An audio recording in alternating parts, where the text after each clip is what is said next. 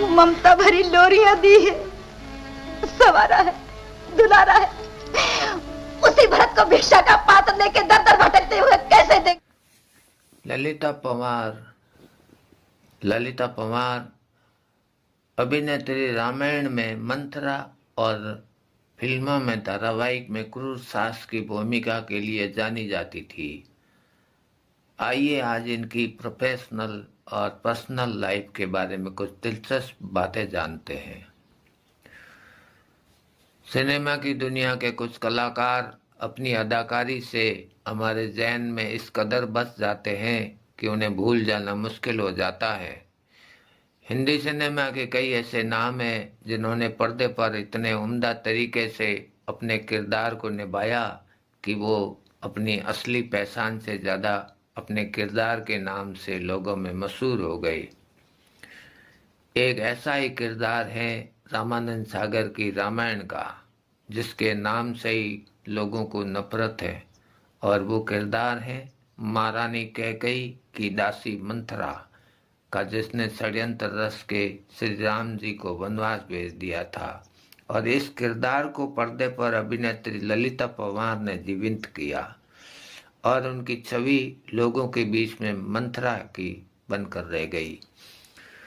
ललिता पंवार की गिनती अपने समय की टॉप एक्ट्रेस में होती है। 700 से ज़्यादा फिल्मों में करने 700 से ज़्यादा फिल्में करने के लिए उनका नाम गिनीज बुक में दर्ज है।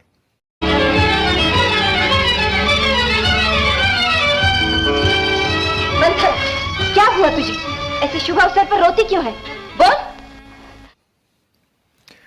उन्होंने अपने करियर में लीड एक्ट्रेस के तो किरदार निभाए ही, लेकिन उन्हें असली पहचान उनके नेगेटिव किरदार से मिली।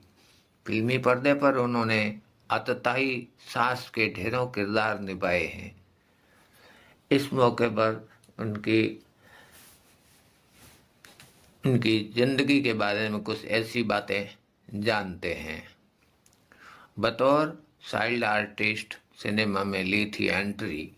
ललिता पंवार का जन्म 18 अप्रैल 1916 को व्यवसायी परिवार में हुआ था।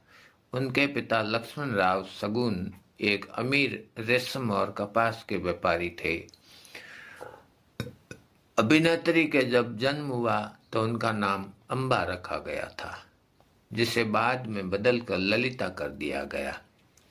उन्हें बचपन से ही अभिनय का शौक था, जिसके चलते महज 9 साल की उम्र में ही उन्होंने अभिनय करना शुरू कर दिया था। उनकी पहली फिल्म थी राजा हरिश्चंद्र, जिसका निर्देशन YD सरपोतदार ने किया था। ललिता पंवार ने रामानंद सागर की रामायण में मंथरा की भूमिका से ही नहीं बल्कि 700 से अधिक हिंदी, मराठी, गुजराती फिल्मों में क्रूर सास के किरदार निभाकर भी बड़ी लोकप्रियता हासिल की थी। उन्होंने श्री 420, दहेज, नेताजी पालकर और अन्नाडी जैसी कई सफल फिल्मों और धारावाहिकों में भी काम किया। उनकी प्रोफेशनल लाइफ के बारे में तो लोग जानते ही हैं, लेकिन उनकी निजी जिंदगी कितनी तकलीफों से भरी थी, ये बहुत ही कम लोगों को पता है। दुर्घटना के बाद में ललिता पंवार को कैरेक्टर रोल मिलने लगे। उन्होंने हर मौके को पूरा फायदा उठाते हुए सहायक किरदारों से जोरदार वापसी की। इस दौरान उन्होंने कई फिल्मों में क्रूर सास की भूमिकाएं निभाई, जिससे उनकी एक खलनायक की छवि बन गई। इसके बाद उन्हें नेगेटिव रोल मिलने लगे। आगे चलकर रामानंद सागर की रामायण में मंथरा का किरदार मिला, जिसके लिए वो आज भी याद की जाती है। मुश्किल परिस्थितियों के बाद भी अभिनेत्री ने अपने कैरियर को संवारे रखा और इस बीच उनकी निजी जिंदगी उनके हाथों से फिसलने लगी। उन्हें उनकी छोटी बहन ने ही धोखा दे दिया। ये कोई 1930 के दशक के बीच की बात है, जब ललिता ने फिल्म निर्माता गणपतराव पंवार से शादी की।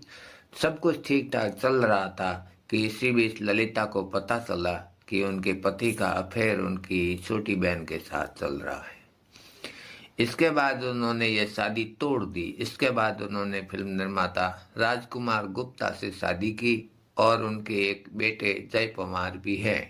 हालांकि उनकी मुश्किलें यहीं खत्म नहीं हुई। दूसरी शादी के बाद अभिनेत्री को पता चला कि उन्हें मुंह का कैंसर है। उनका मानना था कि उनके नेगेटिव किरदारों की वजह जो बद्दुआ उन्हें मिली उसी की वजह से ऐसा हुआ है। 4 फरवरी 1998 को ललिता ने पुणे स्थित अपने बंगले में अंतिम सांस ली। उनके अंत समय में उनका परिवार उनके साथ नहीं था। उनके निधन के 3 दिन बाद उनका परिवार वहां पहुंचा था, लेकिन पीछे छोड़ गई वो किरदार जो आज भी अमर है, चाहे वो अन्नारी की मिसेज डिसूजा हो या रामायण की मंथरा। ललिता पवार सिर्फ एक अभिनेत्री नहीं बल्कि एक जज्बे का नाम है, जिन्होंने साबित किया कि सुंदरता ही नहीं असली पहचान होती है अभिनय की ताकत से। दोस्तों, ललिता पवार की कहानी हमें सिखाती है कि मुश्किलें चाहे कितनी भी बड़ी हो, अगर मन में हौसला हो तो हम हर भूमिका निभा सकते हैं। ये सब के लिए सौभाग्य की बात है, लेकिन तुम्हारे लिए दुर्भाग्य की बात है। मत करो। अगर आपको ये वीडियो पसंद आया हो तो कृपया लाइक करें और कमेंट में लिखें आपकी पसंदीदा ललिता पवार की कौन सी फिल्म अच्छी लगी, और सब्सक्राइब करें हमारे चैनल को।